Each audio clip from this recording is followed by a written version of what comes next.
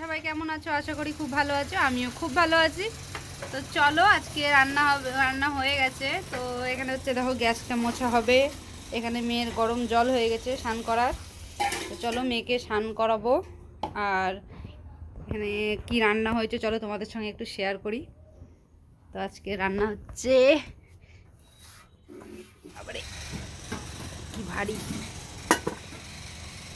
এখানে হচ্ছে ভাত, আর এখানে হচ্ছে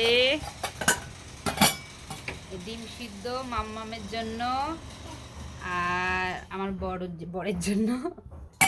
আর এখানে হচ্ছে বাঁধাকপির তরকারি, এই যে বাঁধাকপির ঝাল যাকে বলে, বাঁধাকপির তরকারি, আলু মটরশুঁটি দিয়ে এখানে আছে একটু বাঁধাকপির তরকারি।